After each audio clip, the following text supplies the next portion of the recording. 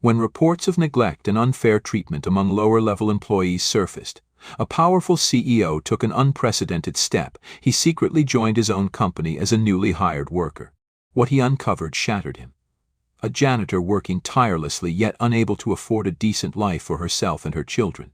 Executives discarding frontline employees as if they were disposable. A company culture built on hierarchy, not humanity. Now, the CEO has returned, not as an observer, but as a leader determined to rewrite the rules. Miles Bennett sat in his executive office on the top floor of Neovision Corp., a towering skyscraper in the heart of New York City. The skyline stretched endlessly before him, a breathtaking view he had once admired with pride. But today, the site felt empty. In front of him lay a confidential internal report, one that had been gnawing at him for days. It detailed a troubling trend. While the company's upper management and corporate teams thrived, employees in lower-tier roles were struggling. The numbers were stark: high turnover rates, minimal benefits, and widespread dissatisfaction among service staff, janitors, security guards, receptionists, the very people who kept the company running behind the scenes. The report, though filled with cold statistics, painted a clear and troubling picture. Neovision's success had come at the cost of its most invisible employees. Miles had spent years building this company from the ground up, driven by a vision of innovation and corporate excellence. But as he flipped through the report, he realized something deeply unsettling. Had they built something exceptional, or had they simply created another corporate machine that only valued those at the top? He had always prided himself on being a leader who listened, who cared, but the data suggested otherwise. Complaints from lower-level employees were often dismissed or buried beneath layers of bureaucracy. Surveys about workplace satisfaction showed an alarming drop in morale among janitors and front desk workers. The benefits package for corporate employees had been expanded, yet the same could not be said for those in service roles. The worst part: no one in his leadership team seemed to care. He had discussed these concerns in executive meetings, but each time, the response was lukewarm at best. The turnover in those positions is natural, one director had told him. They come and go. It's not a career, Miles. It's just a job. Another had casually shrugged. They knew what they signed up for. Our priority should be retaining top talent. Miles had sat in those meetings, feeling a growing sense of frustration as his board members and senior managers dismissed the issue as a minor inconvenience. But was it?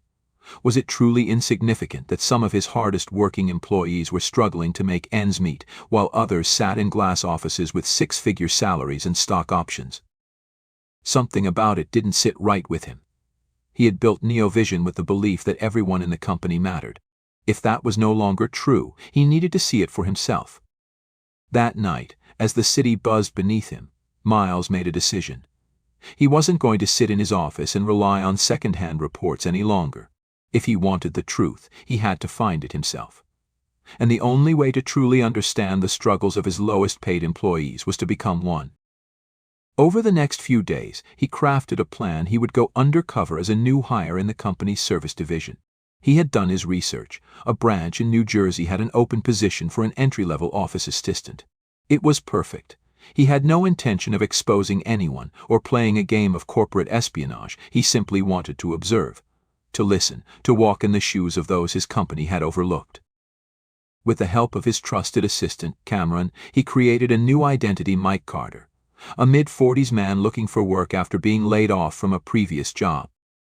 He changed his appearance just enough to be unrecognizable. He trimmed his beard, let his hair grow out slightly, ditched his expensive tailored suits for a simple button-up shirt and slacks from a department store.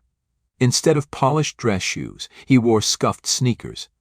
Instead of stepping out of a luxury sedan, he would take public transportation like many of his employees did. By the time he looked in the mirror on the morning of his first shift, Miles Bennett was gone. In his place stood Mike Carter, an ordinary man searching for a job. As he stepped into the bustling lobby of the New Jersey branch, a strange feeling settled in his chest. He had spent years being the man everyone turned to, the CEO whose presence commanded attention. But today, no one noticed him. He was just another applicant, just another name on a piece of paper. For the first time in decades, he was invisible.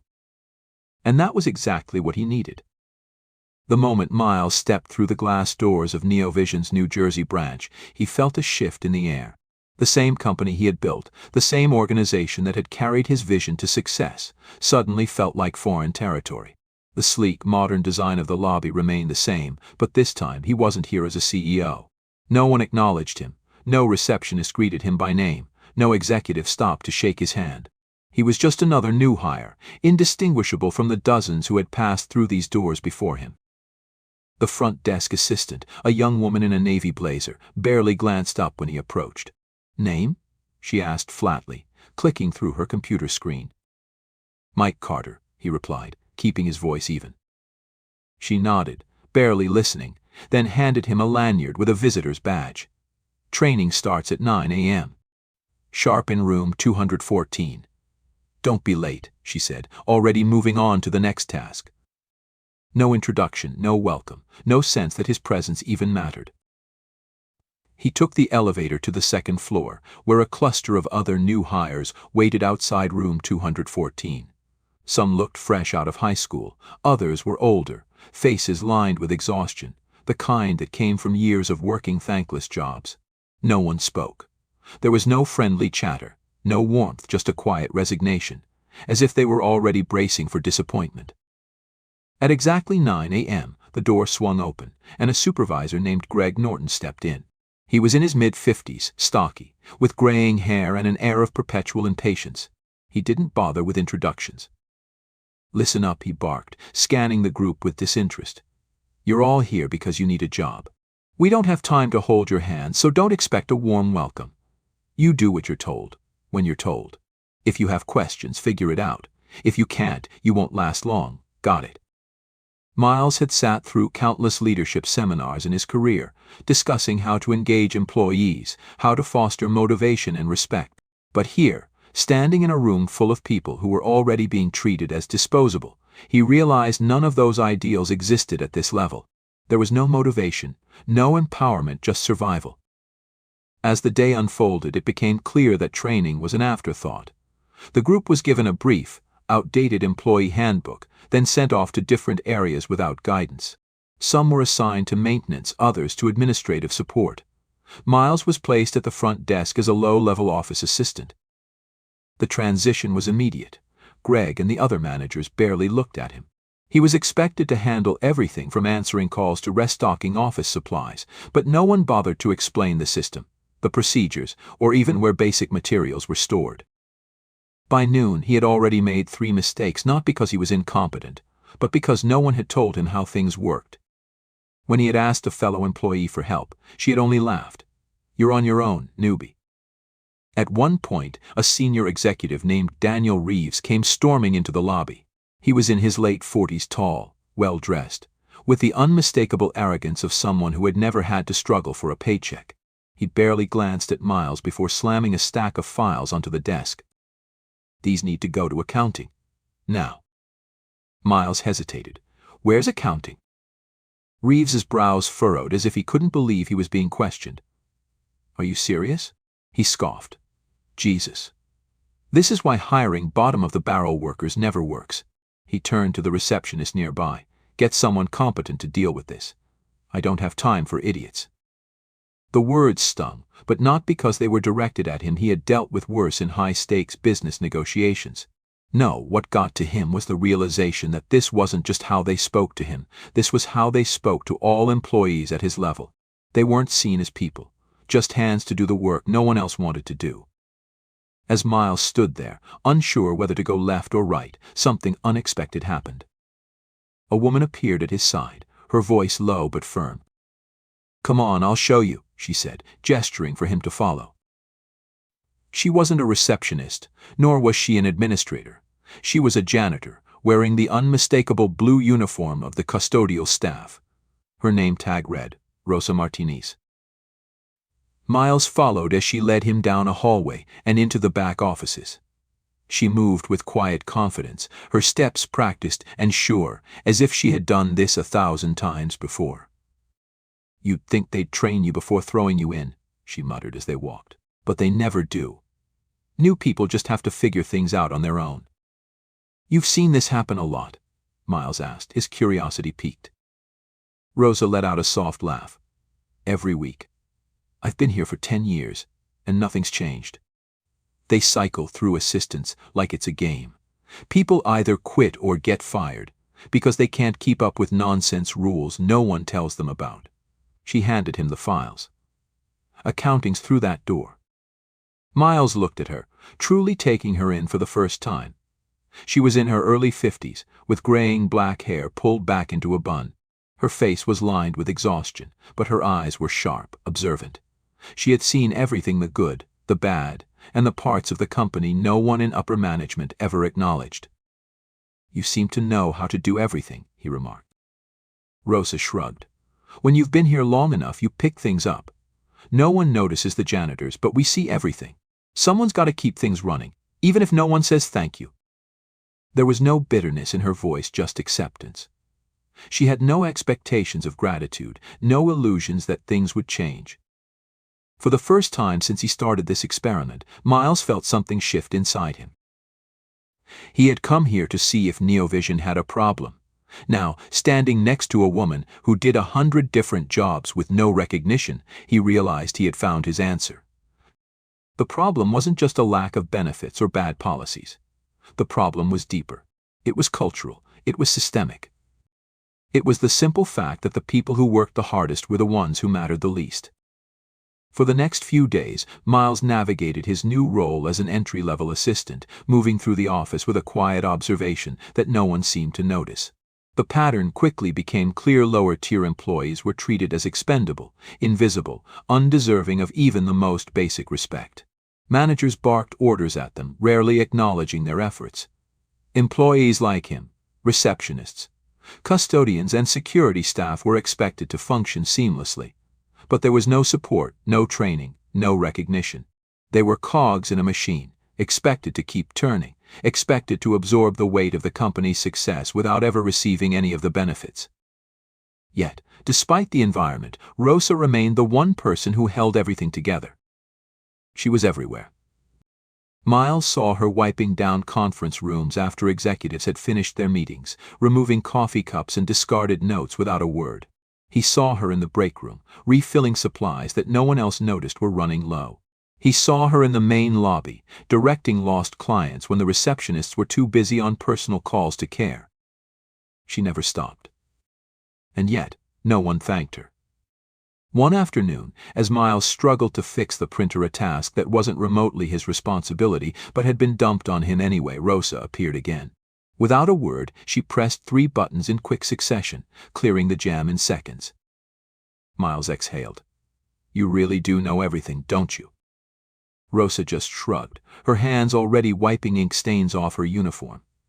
"If I don't fix things, who will?" There was no arrogance in her voice, no resentment, just a simple truth. The office ran because of her, even if no one realized it.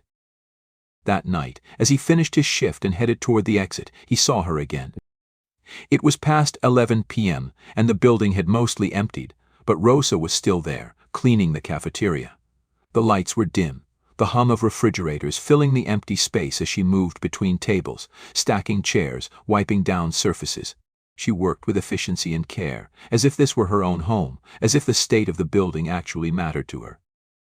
And then Miles noticed something else. She wasn't just cleaning. She was carefully packing leftover food.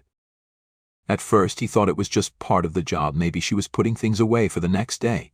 But then he saw the plastic containers stacked neatly inside an old grocery bag. She wasn't throwing it away. She was taking it home. Something inside him twisted. He watched as she folded the bag carefully, securing it with a knot before slipping it into her tote. Then she grabbed her coat and headed for the exit. Miles didn't hesitate. He followed her. She walked 2 blocks to the bus stop, standing under the flickering yellow light of a street lamp. The neighborhood around them wasn't the worst, but it was clear that this wasn't where most corporate employees lived. He kept his distance, watching as the bus arrived and Rosa stepped inside, disappearing into the city. The next day, he did something he hadn't planned. He looked her up. Neovision's employee database was extensive, but for someone at Rosa's level, the information was bare bones. No detailed employment history, no records of salary increases or performance reviews. Just a hire date from over a decade ago and a single emergency contact number. But that wasn't what shocked him. Her salary. After 10 years of work, she made less than what some executives spent on a single dinner. It wasn't enough. Not even close. Miles sat back in his chair, staring at the screen, feeling something he hadn't felt in a long time. Guilt. He had built this company. He had signed off on budgets, on salary structures, on benefit plans. And yet, he had never once thought about the people at the bottom. That night he followed Rosa again, this time all the way home. She lived in a tiny apartment complex, the kind with cracked sidewalks and flickering hallway lights. He watched from across the street as she unlocked the door and stepped inside. Through the window, he saw 2 boys, her children. They rushed to her the moment she walked in. She pulled the grocery bag from her tote, unpacking the food onto the table, dividing it between the 2 plates. There was no third plate. She wasn't eating. She was giving everything to her kids. Miles turned away, his stomach heavy with something he couldn't quite name. This wasn't a broken system. This was his system. And he was going to fix it. Miles barely slept that night. He lay in bed, staring at the ceiling, his mind a whirlwind of thoughts that refused to settle. He had spent years building Neovision, priding himself on its success, but now, for the first time, he saw the cracks beneath the surface, the people who had been forgotten, the ones who worked the hardest yet had the least. The image of Rosa packing up those leftovers, the way she carefully rationed them for her children, gnawed at him like a sickness. It wasn't just unfair. It was unforgivable. And the worst part, he had allowed it to happen. By the time morning arrived, he had made his decision. This had to end. As he walked into the office that day, something inside him had shifted. He still wore the same uniform, still answered phones at the front desk, still blended into the background. But now he wasn't just observing. He was planning. Throughout the day, he continued watching Rosa, paying close attention to how she navigated the office. She wasn't just a janitor, she was the quiet backbone of the entire operation. When deliveries arrived at the wrong entrance, she was the one who redirected them. When the break room ran out of coffee, she was the one who refilled it. When new employees had no idea where to go, she pointed them in the right direction, even though it was never her job to do so. No one thanked her. No one even noticed. Except for Miles. That afternoon, as he walked through the halls, he overheard a conversation in the executive lounge. Daniel Reeves, the same senior executive who had dismissed him days ago, was laughing with 2 other managers, leaning back against a marble countertop as he stirred cream into his coffee. "I swear, if I have to hear another complaint about pay raises for the janitorial staff, I'm going to lose my mind," Reeves scoffed. "They clean floors. That's it. What exactly are they expecting?" One of the other managers chuckled. "They should be grateful we even give them a paycheck. It's not like they're doing brain surgery." Miles clenched his fists. It was so effortless for them to dehumanize the very people who kept their environment clean, who ensured the offices were functional, who did the work they wouldn't dream of touching themselves. Reeves took a sip of his coffee. Let's be real, if they want more money, they should have worked harder and gotten a real job. Something inside Miles snapped. He had heard enough. He took a deep breath, forcing himself to stay in control. Now wasn't the time to reveal himself. Not yet. Instead, he turned away, walked back toward the front desk, and picked up his phone. It was time to make some calls. That evening, after his shift ended, he met with his executive assistant, Cameron, in secret. "Clear my schedule for tomorrow," he said, his voice firm, "and send a company-wide meeting invite to the entire corporate office. Executives, managers, department heads, everyone." Cameron raised an eyebrow. "What should I list as the reason?" Miles met his gaze, the weight of his decision settling in his chest. "Change," he said simply. "Tell them we're about to make some changes." The next morning, he walked into Neovision not as Mike Carter, the overlooked assistant, but as Miles Bennett, the CEO. And this time, everyone noticed. The moment Miles Bennett stepped through the doors of Neovision's New Jersey branch, the atmosphere in the building shifted. Gone was the quiet, unassuming man in scuffed sneakers and a cheap button-up. In his place stood the CEO. His suit was sharp, his posture straight, his presence commanding. It had been only a week since he had walked through these same doors as Mike Carter, unnoticed and unimportant. But now, as he strode across the lobby, every eye turned to him. The executives, who had barely glanced at him before, now scrambled to offer greetings. "Mr. Bennett, we weren't expecting you today." The receptionist, who had been indifferent during his first day, sat up straighter, her voice suddenly polished and professional. Employees murmured to each other as he passed, their expressions filled with confusion. By the time he reached the conference room where the emergency company-wide meeting was set to take place, the tension in the air was palpable.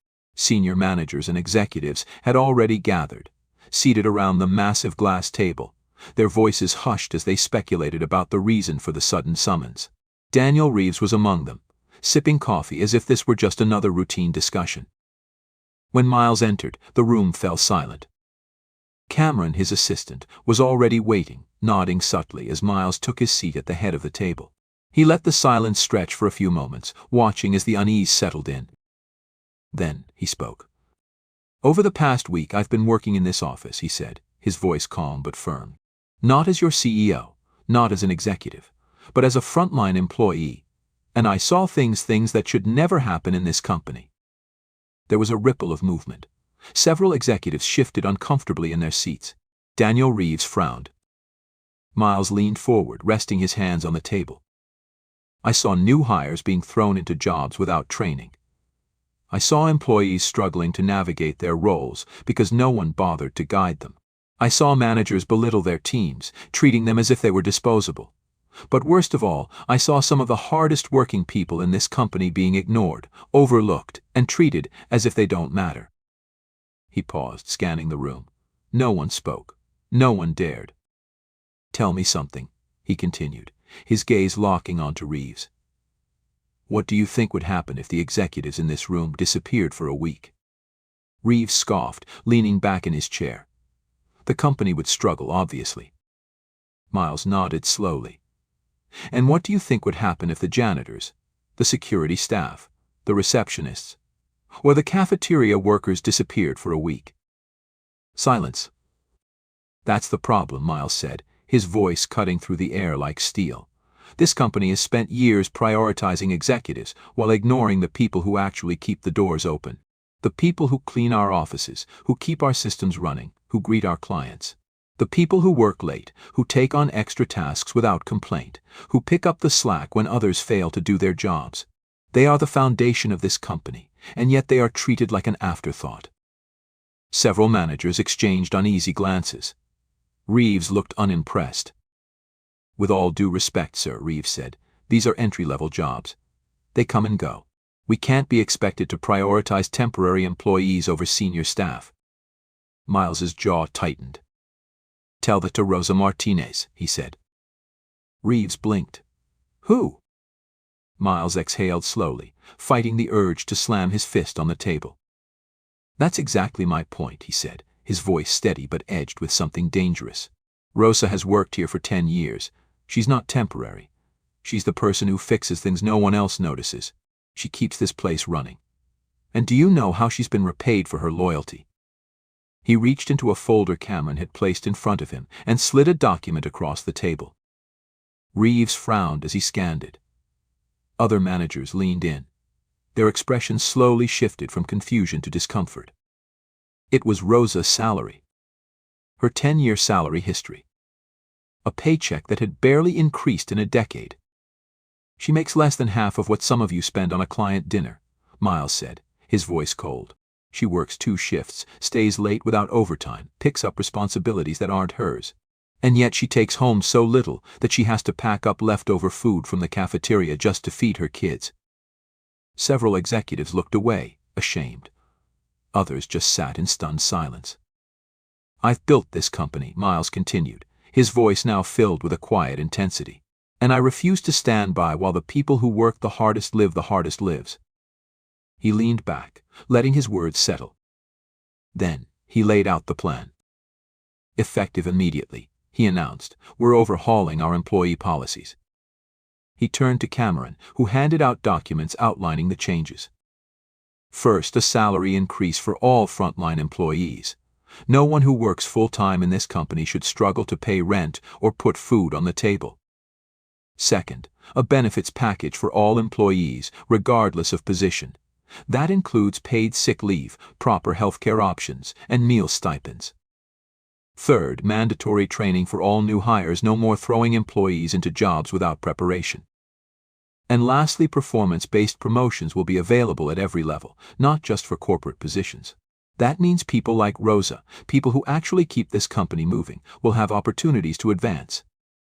The room erupted into whispers. Some executives nodded, approving. Others, including Reeves, looked irritated. Miles wasn't finished. "And one more thing," he said, his tone unwavering. "Every executive, every senior manager in this company, myself included, will be required to spend 1 week per year working in frontline positions. Cleaning, reception, security. I want you all to see what it takes to do these jobs before you dare dismiss them again." Now, the room was silent. Miles scanned their faces. "If any of you have an issue with these changes," he said, "you know where the door is." No one moved. For a long moment, there was only the sound of the air conditioning hum, the weight of realization settling over the table. Then, slowly, a single clap. Miles turned toward the source. It was Angela, a mid-level HR director. Then another. And another. Until the entire back half of the room, the managers, the department heads, the lower-level employees who had always wanted these changes but had never been heard, began to applaud. It was slow at first, hesitant. Then it grew, swelling into something stronger, something undeniable. Miles didn't smile. This wasn't a victory. It was a reckoning. Reeves didn't clap. Neither did a few of the senior executives. They wouldn't last long. Miles stood, gathering his documents. "Meeting adjourned," he said. Then, without another word, he walked out. The aftermath of the meeting rippled through Neovision like a shockwave. By the next morning, every employee in the company knew what had happened.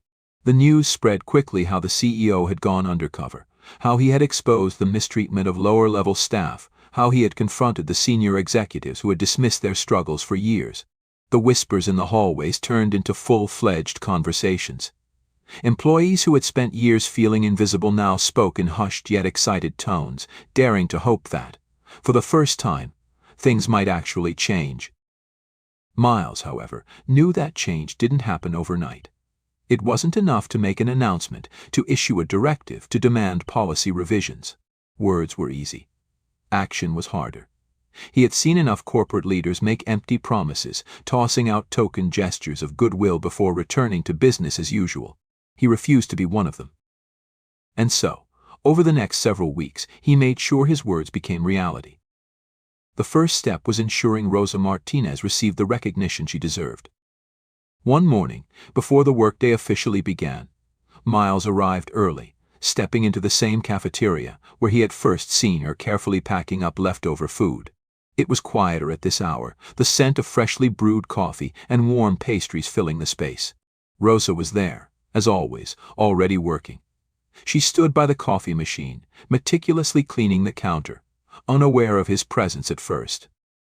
When she finally turned and saw him standing there, she froze. For the first time, Miles saw uncertainty in her eyes.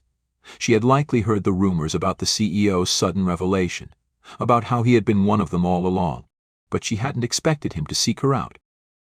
"Mr. Bennett," she said, straightening her posture as if expecting some kind of reprimand. Miles shook his head. "Miles," he corrected. "I think we've known each other long enough for that." She hesitated, then nodded slowly. "Okay, Miles." He stepped closer, his tone soft but firm. "I need you to know something. Everything I said in that meeting, it wasn't just for show. I meant it, and it starts with you." She frowned slightly, unsure of what he meant. "You've been here for 10 years, Miles continued. You've done far more than your job title suggests. And yet, no one's ever acknowledged that. No promotions, no raises, no benefits that reflect your contributions. That changes today." He handed her a crisp, official letter. She hesitated before taking it, unfolding the page. As her eyes scanned the words, her breath caught. It was an official promotion. Effective immediately, she was no longer just a janitor, she was the new facilities coordinator, overseeing the entire building's operations. A substantial pay raise. Full benefits. A bonus to make up for the years she had been overlooked. Rosa looked up at him, her hands trembling slightly. I don't know what to say." "You don't have to say anything," Miles said gently. "Just know that this is overdue, and not just for you." Her lips parted as if she wanted to argue, to insist that she hadn't done anything special, that she had only done what needed to be done. But for once, she let herself accept it. She let herself be seen. The next step was ensuring the rest of the changes were enforced company-wide. New policies rolled out swiftly.